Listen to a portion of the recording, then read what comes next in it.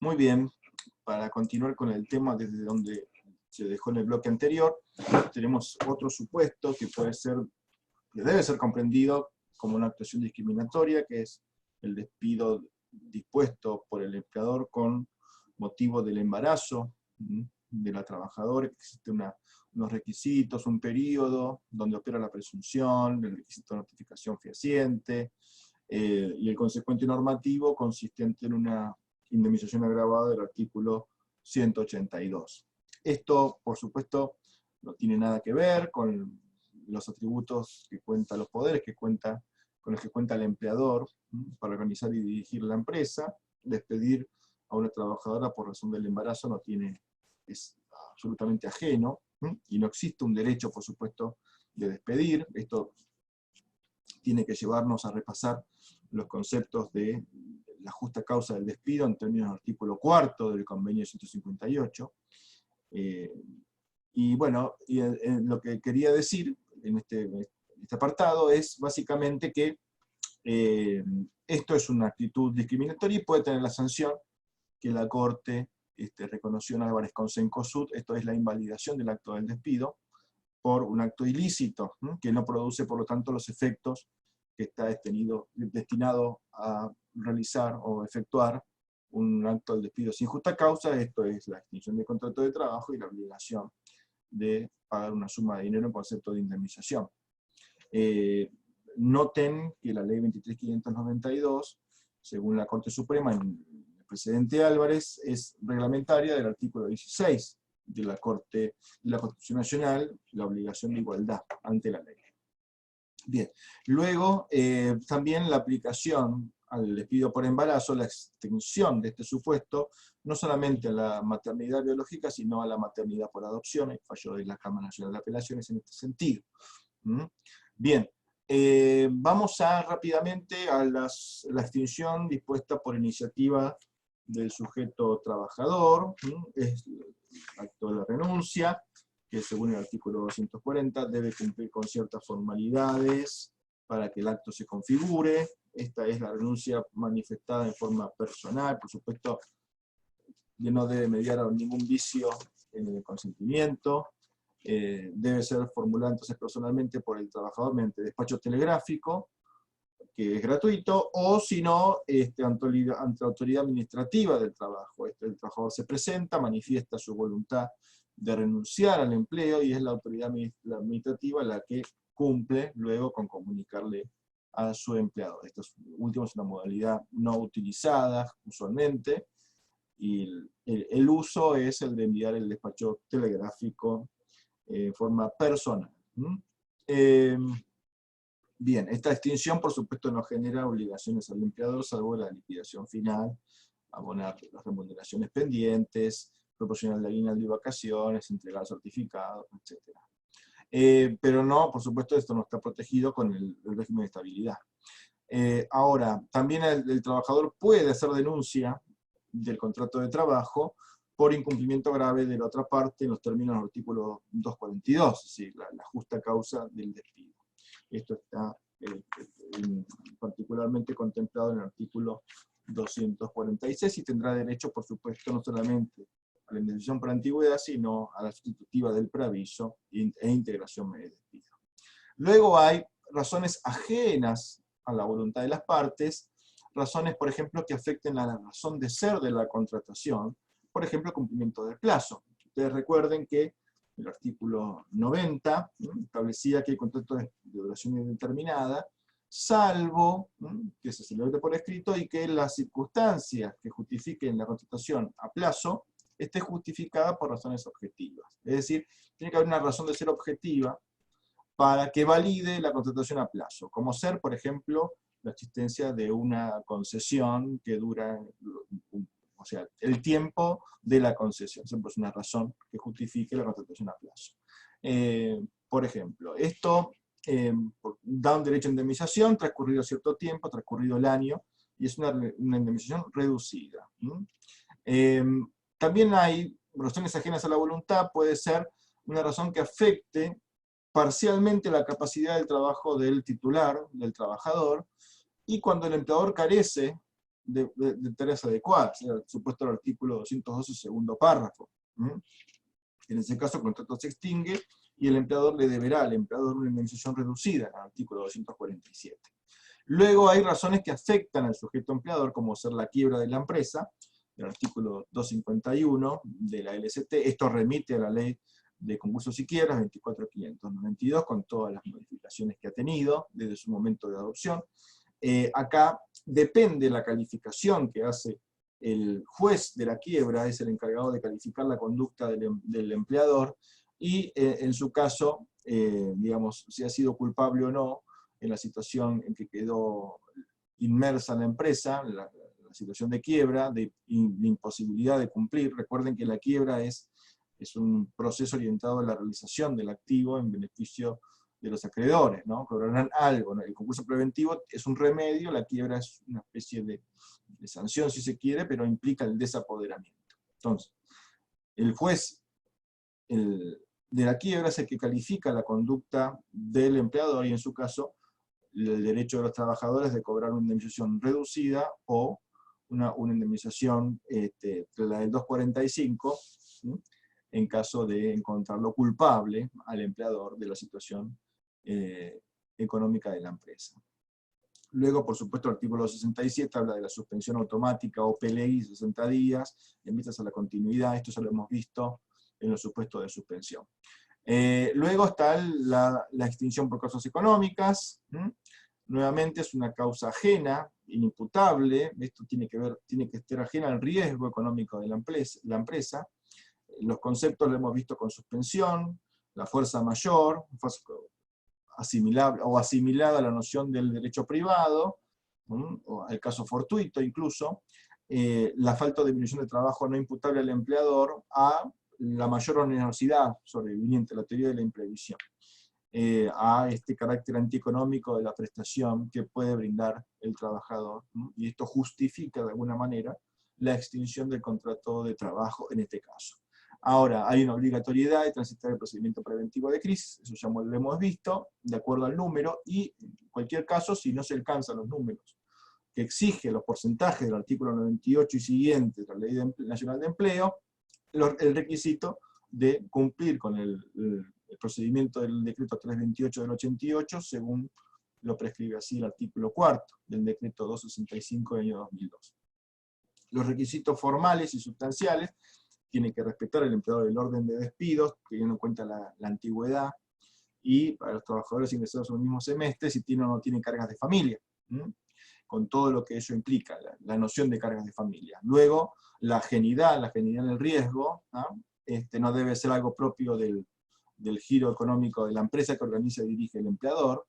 La inimputabilidad no debe ser achacable, ni título de culpa o dolo. La perdurabilidad, estamos hablando de extinción de contrato, o sea, tiene que ser una causa, porque si la causa es temporal, la causa, digamos, objetiva, que impide, que justifica la extinción, fuera temporal, correspondería en todo caso a la suspensión y no a la extinción. Y aparte se le exige haber implementado medidas empresarias hábiles, idóneas. Eso es según criterios jurisprudenciales. No resulta hábil, le hago algunas mención de criterios que no jurisprudenciales, la mención a la crisis general, más allá de que existe la mención, la crisis, digamos, tiene que el empleador justificarlo en el caso concreto, o cambio de preferencia a los consumidores, pérdida de un cliente, o cambio de la política económica. Todas estas cuestiones generales, vagas, no alcanzan, no satisfacen el requisito de las causas económicas que la ley menciona, según la jurisprudencia. Incluso hay una interpretación restrictiva de la Corte Suprema de Justicia en el fallo Baña del 2 de diciembre del año 99, pero esa es la única alusión que se encuentra en el repertorio jurisprudencial de la Corte Suprema. Así se consideró, por ejemplo, en caso de incendio. Si en caso de, bueno, encontrarse verificada, corresponde una indemnización de la mitad de la prevista para el despido sin justa causa. En caso de muerte del empleador, la muerte por sí sola no extingue el contrato, y hay que considerar las condiciones personales o legales del empleador. Por ejemplo, si el empleador organizaba una empresa que dependía básicamente de su conocimiento, de su práctica, de su praxis, o de su, digamos, el oficio, por ejemplo, era representante de jugadores de fútbol, tiene un carisma, bueno, eso en ese caso los herederos no lo pueden reemplazar, pero en cualquier caso, si no, sí, sus herederos reemplazan al empleador y el contrato subsiste, es un supuesto de transferencia, que recuerden que era por cualquier causa, incluso mortis causa. O legales, si era médico, por ejemplo, el hijo que no es médico no puede reemplazarlo, la actividad profesional u otras circunstancias. Es amplio, pero en general lo que la ley manda es a la continuidad, salvo circunstancias puntuales. Luego hay razones que afectan, objetivas que afectan al trabajador, por ejemplo, la incapacidad absoluta, o sea, derivada de una enfermedad profesional, enfermedad inculpable, o accidente inculpable. El artículo 212 del cuarto párrafo, la incapacidad absoluta, que por sí sola determina la extinción del contrato de trabajo por incumplimiento de objeto. Esa capacidad de trabajo ya no es hábil para ser empleada, con lo cual se extingue el contrato de trabajo y la ley marca abonarle una indemnización al trabajador equivalente a la del 245, se ha dicho si es una indemnización de naturaleza de la Seguridad Social, porque ahí no existe ninguna decisión propia del empleador, sino que esto ocurrió y a veces por circunstancias absolutamente ajenas, extrañas al contrato, al trabajo. La incapacidad requerida se ha discutido, porque a veces se toma lo que surge de la ley de riesgo de trabajo, aunque esto está limitado, ¿no? La ley de riesgo de trabajo a lo que el trabajador puede tener derecho en función de la pérdida en su capacidad de producir ingresos, esto es propio de la ley de riesgo de trabajo, o del SIPA, del Sistema Integrado Previsional Argentino, que establece el retiro por invalidez y una capacidad requiere el 66% calculada sobre la total obrera. Entonces, a veces se ha asimilado la incapacidad absoluta del artículo 212 a estos postulados del régimen de riesgo de trabajo o de la seguridad social, del régimen subsistema previsional, o también hay criterios autónomos. A veces la jurisprudencia no ha requerido que el trabajador sea inhábil para cualquier tarea, sino que no puede hacer la tarea de que se trate. Por ejemplo, un trabajador que es pianista profesional y pierde un dedo, quizás puede hacer un montón de tareas, pero un juez puede considerar que acá se verifica la incapacidad absoluta porque su profesión es ser pianista y no la puede desarrollar en lo sucesivo. Luego está el supuesto de inhabilitación como razón objetiva que afecta al trabajador, el artículo 254, que tiene una primera parte que refiere al supuesto cuando el trabajador tiene una incapacidad física o mental para cumplir sus obligaciones y remite a la solución del artículo 212. La inhabilitación en el segundo párrafo es otro supuesto, es por ejemplo la pérdida de la licencia profesional en el caso de los conductores profesionales, ¿no? Y puede pasar que esa inhabilidad derive de una incapacidad física, ¿no? En la salud, con lo cual hay un plenario de la Cámara de Apelaciones, el plenario Juárez, que, bueno, cuando sucede esto, debe ser tratado en el marco del artículo 212 y siguientes. Entonces, la inhabilitación del artículo 254, segundo párrafo, tiene que ver con otras razones, que puede ser por culpa del trabajador o sin culpa. Por ejemplo, si el trabajador comete un delito, tiene un accidente de tránsito y se le priva o, digamos, conduce en estado de ebriedad y se le quita la licencia, bueno, en ese caso será culpa de él y el empleador no tendrá obligación indemnizatoria. Ahora, si es por una razón sobrevinientemente inhabilitado, por razón, por ejemplo, de edad, ahí no tiene culpa y le corresponde percibir la indemnización del artículo 247. Finalmente, el caso de la muerte del trabajador, artículo 248, por supuesto que la muerte del trabajador extingue el contrato de trabajo. El artículo 248 remite a la ley previsional. Se ha discutido porque el artículo 248 hace alusión en su texto a la ley 18.037, del año 69, que es un régimen previsional derogado, que actualmente está regulado por la ley 24.241, que establece otros derechohabientes, porque el artículo 248 establece una indemnización reducida para los derechohabientes del régimen previsional, del derecho a la prestación de pensión por fallecimiento, Entonces hay, por ejemplo, el hermano no está, que antes estaba, entonces se discute un poco si le corresponde, según el listado de la ley derogado, de la ley vigente. Generalmente se suele aplicar la ley vigente, es el criterio lógico razonable, y bueno, se cobra en la proporción que establece la ley previsional. Hay por otro lado agravantes y multas vinculadas a la registración del vínculo, o la ausencia de registración del vínculo, la ley 24013, problemas de registración. La ley 24013 exige la vigencia del vínculo. Cuando el vínculo ya está extinguido y hubieron problemas de registración, o incluso ausencia no, pero problemas de registración, aplica la ley 25.323, artículo 1, y también por la demora o obligar al trabajador a hacer acciones judiciales ante falta de pago de indemnizaciones o créditos laborales, el artículo 2 de la ley 25.323. Luego hay cumplimientos asociados a obligaciones con la Seguridad Social, el artículo 80 de la Ley de Contrato de Trabajo, y el artículo 132 bis, que esto fue regulado por la Ley 25.345 y reglamentado por el Decreto 146 del 2001, que establece algunas exigencias adicionales. Finalmente, prescripción y caducidad. La prescripción es dirigida a la acción, la caducidad al derecho. Tienen que saber la diferencia entre suspensión e interrupción. La suspensión, hay hechos que suspenden el curso de la prescripción, en cuyo caso el tiempo transcurrido es válido, es hábil. En interrupción no, el tiempo, cuando ocurre una circunstancia de interrupción del curso de prescripción, el tiempo transcurrido se pierde y empieza el cómputo nuevamente, ¿no? La suspensión por intimación fehaciente, según el Código Civil y Comercial.